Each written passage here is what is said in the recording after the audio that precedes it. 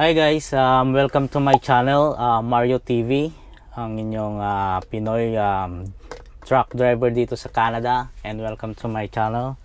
And for today's video, I wanna show you my route and my run going to Texas. And right now, nandito ako sa shop namin and I'm waiting for the fuel. Kasi meron kaming sariling fuel line, fuel island, entire North America and every state. Kagaya sa Loves and Flying J and Pilot, Canada and US na 24/7 sila. Kami may hours of time sila na open kasi may sarili kaming fuel line. So right now I'm just waiting and pila pa kami.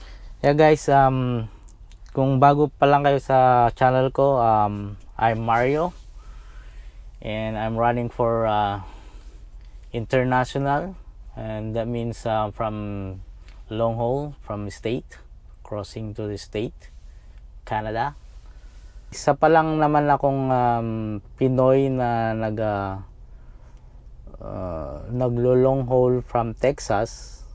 Just as far as I know, nakita ko sa profile namin. So yeah guys, keep watching for this video until the end, until I'm going to the Texas, and papakita ko kung anong run natin yan. That's for today's video. Yan guys, tayo ang next ito sa fuel namin.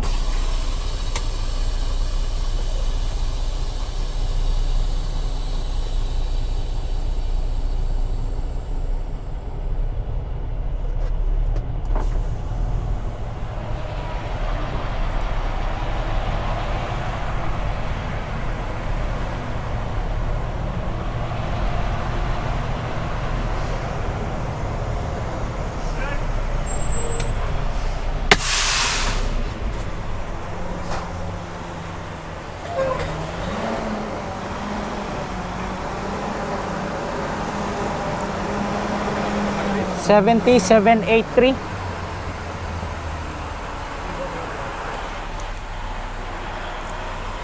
Yan guys, so kinukuha lang yung kilometers ng truck kasi sa fuel island namin may sarili kaming mga crew na naggagas sa amin, hindi kami self-service. So sila nang nagpo-fuel yung mga nandito sa nakasign. Responsibilities nila, silang mag-fuel sa amin. Dito lang kami sa loob ng truck. At sila na maglilinis ng windshield. Kung anong kailangan mo, sabihin mo lang sa kanila. Kung kailangan mo ng fluid, ng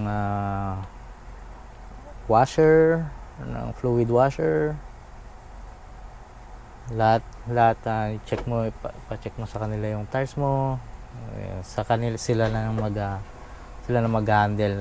Ikaw lang ang responsibility mo lang dito lang sa sasakyan, and then wait for them, and then for safety hintay mo sila yung signal nila na okay na, and then ready to go. That's it. Alright, Aaron, I'll take the paper for you.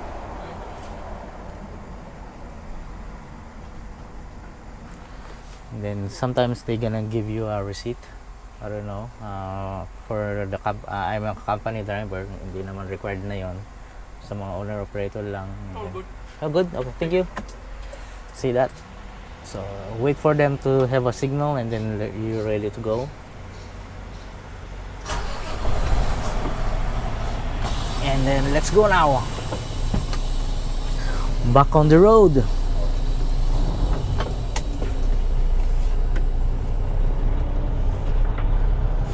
So ang heading ko nito, mag-cross tayo sa Windsor. Doon yung doon tayo magko-cross border, and then wait nyo na lang ako doon, and then that's it. Ito na tayo sa Michigan border.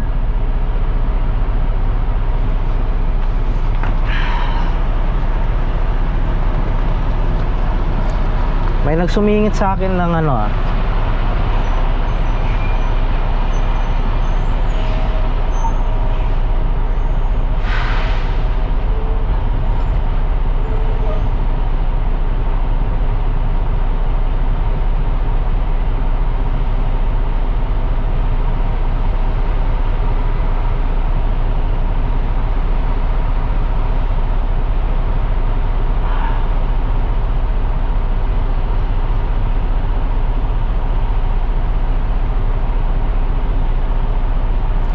So yeah, chini-change ko lang yung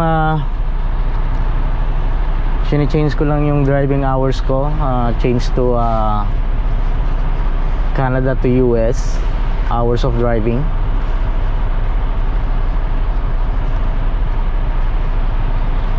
At saka ang ginagamit kong ID na pag-cross, it's not about passport, it's about pass card.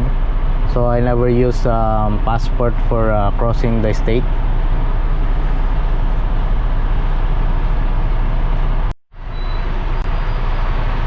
So isang truck na lang and then it's our turn.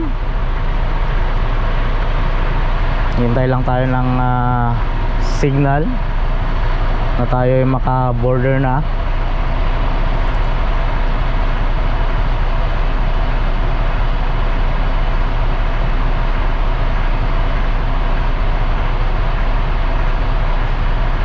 Minsan busy dito sa Michigan border.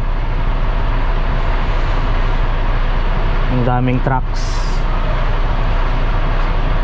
Now it's our turn.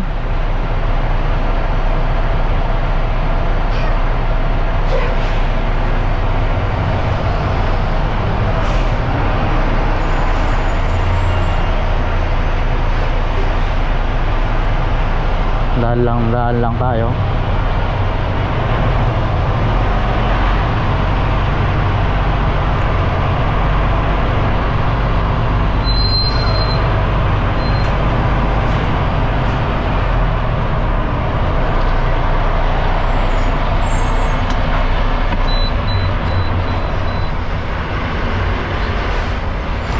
Hi sir. You? Just me sir. Where are you going today? I'm going to Laredo, Texas sir. What? Laredo, Texas sir. Sir. Sir. What? Deliver sir. What? Empty bulk.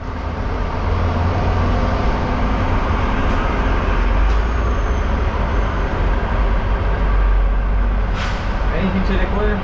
Just the cooked food sir. Thank you sir.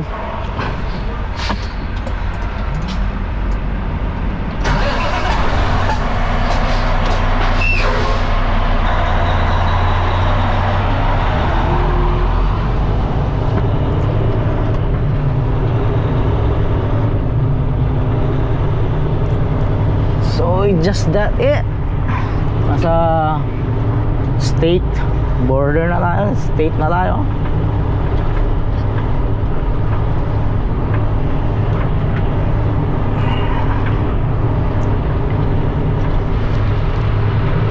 And we're gonna go from there. So kita-kits na lang tayo mamaya pag nag-break na ako. So see you guys.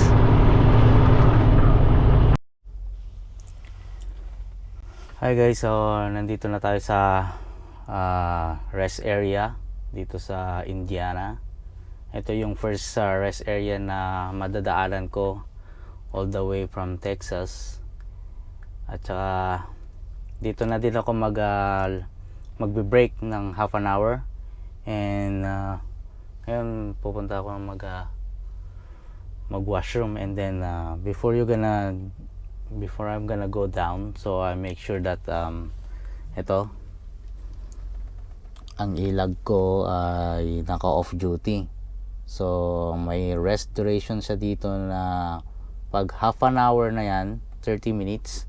So magdadagdag ng ito yung driving hours ko na natitira, 2 hours and 31 minutes.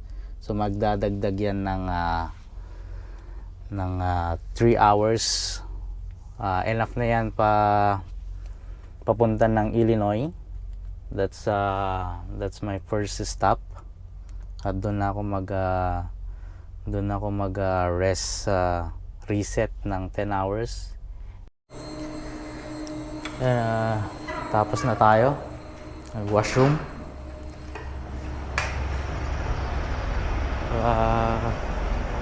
Ito siya, Delaware County dito sa Indiana.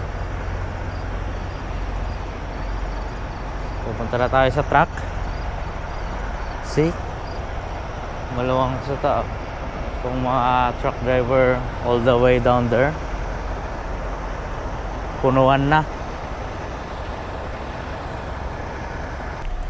Dito ako nagpark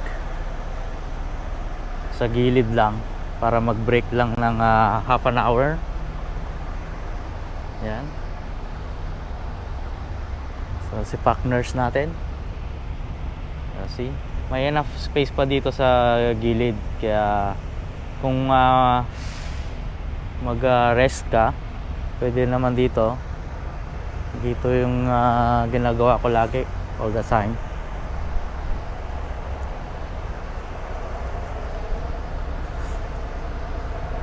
Saka make sure ako lagi na bago ako mag-open, safe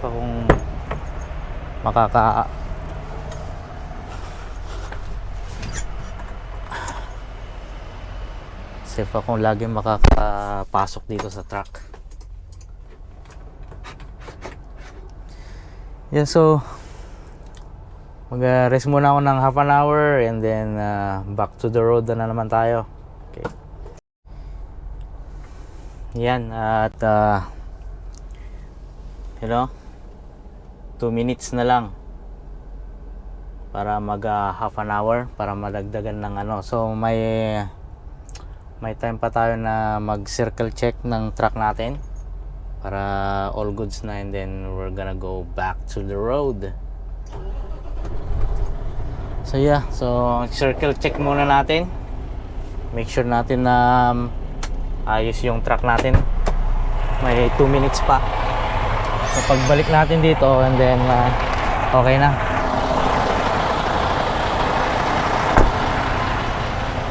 So yeah, so tinicheck kong mabuti walang leak. Tsaka ito yung kingpin, and then fifth wheel nya nakalock.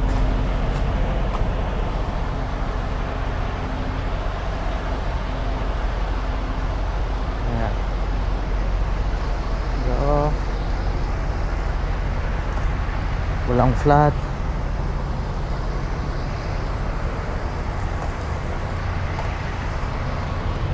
Walang leak.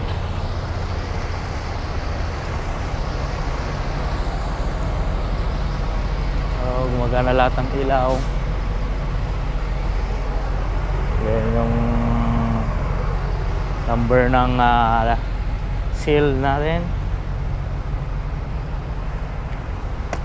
Kaya minamandatory ko tong chine-check bago ako babalik sa highway para make sure na hindi tayo maaberya sa daan.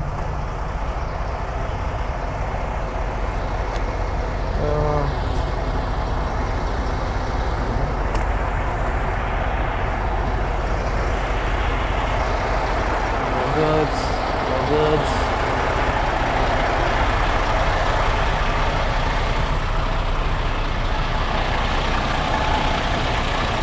Ilaw niya. Then all goods.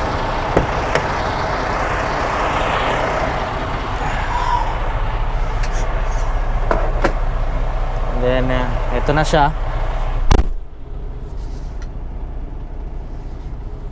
At nagdagdagan na ng 5 hours and 26 minutes and 32 minutes na yan. Tara na guys, back on the road.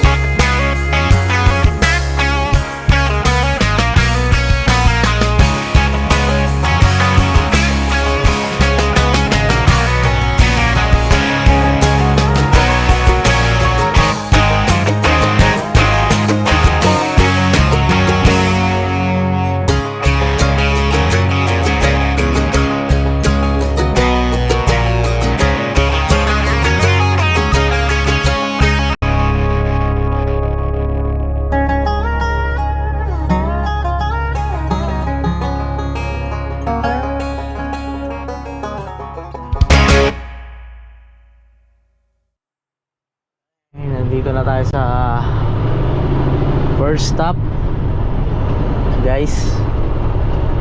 Dito muna ako magpapalipas ng next day. Hopefully na may parking, kasi mostly ganitong oras may bakante naman sana. Ang time check natin ngayon 5:21 AM. Hopefully meron. Ayun, meron. So marami na siyang bakante. Ang dami na.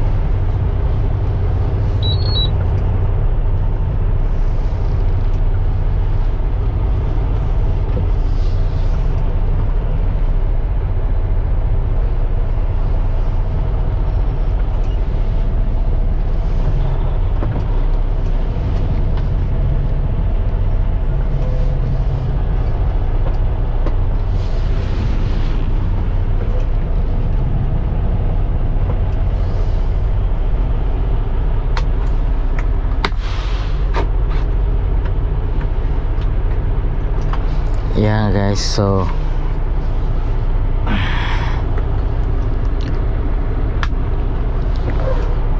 for the day, kunin ko muna. Yeah, guys, thanks God that nakarating na tayo dito sa first stop natin. And mamaya na lang, after 10 hours reset, after ko makapagligo, I will show you na ilan pa yung natitirang stops ko. Time check natin ngayon 2 PM in the afternoon. And then I just got showers, and then nag-prepare na din ako ng pagkain ko. And then ilan pa? So may 1 hour and 27 minutes pa ako bago makapag-reset ng 10 hours. So kain muna tayo, guys. Let's eat. Lord, thank you for this food, Lord, and this bless. Amen. Yan, kain tayo, guys. Para laga na naman tayo. Balik na naman tayo sa road. So I got spam and egg. This is my brunch now, lunch and breakfast.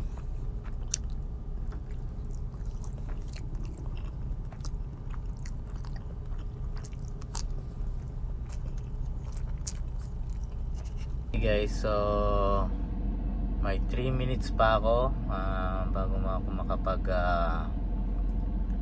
on duty. para matapos natin yung reset natin for 10 hours. Dito sa state, for 10 hours reset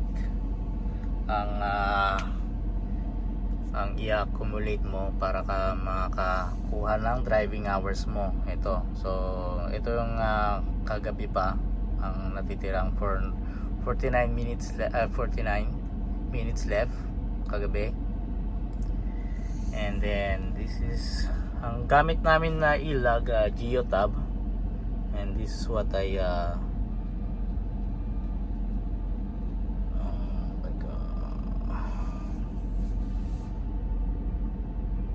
ito yung stops naman namin.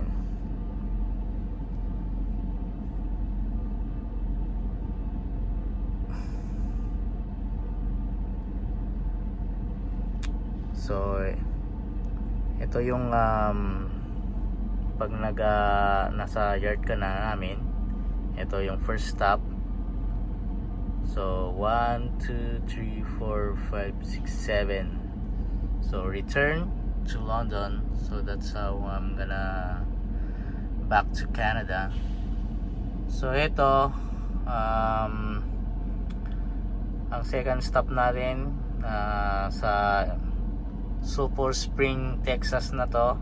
And this one, third one, sa mag-stop na tayo sa customer, and then takbuhin ko na lang ng mabagal para hindi change ng driving. This is the first customer. I have only 2 customers, so right now I'm just waiting for this one. So I have only 1 minute left, so gonna see, check natin yan pag mag-automatic yan ng 8 hours yan. See, nag-change na siya. Ang bibigyan ng state ay 8 minutes muna, 8 hours, and then yan, so makapag duty na tayo para sa pre-trip natin. And then I'm gonna get this for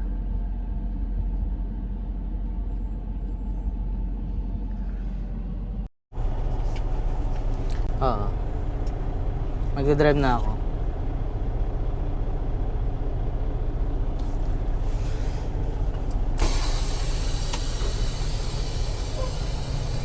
I'm going.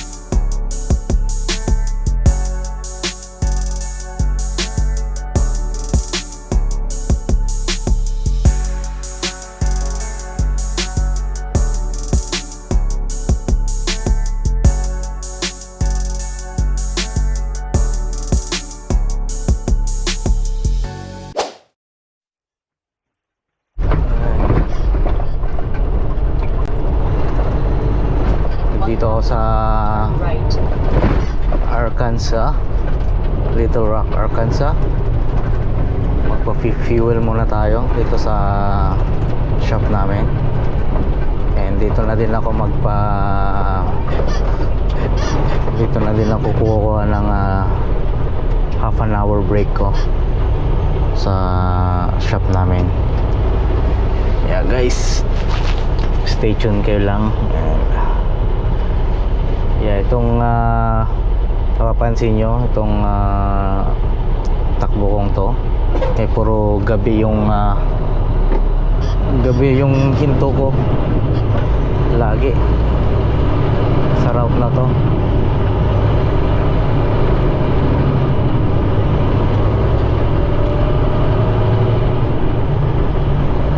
So malapit na tayo sa shop namin.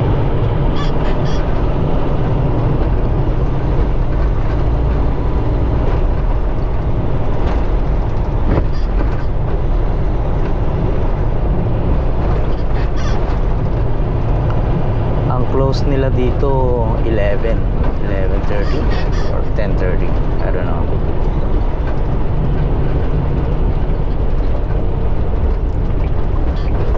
Turn right, then take the first Lahat ng fuel namin nadadaanan ko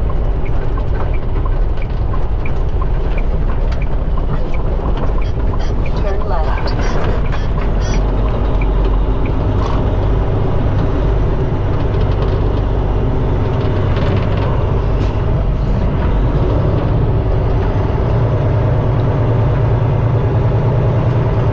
Turn right, then take the first left.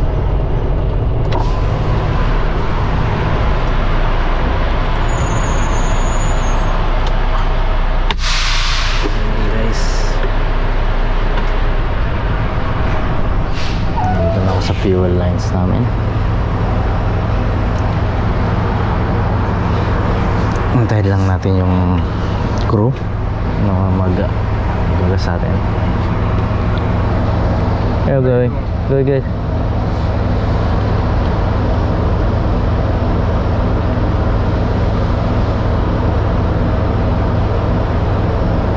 What time you're closing tonight? What time you're closing tonight? 11. 11? Oh, okay. The whole week? What'd you say? The whole week? Yeah, Monday through Friday. We shut the gates at 11. Oh, okay. How many miles you got? 72366.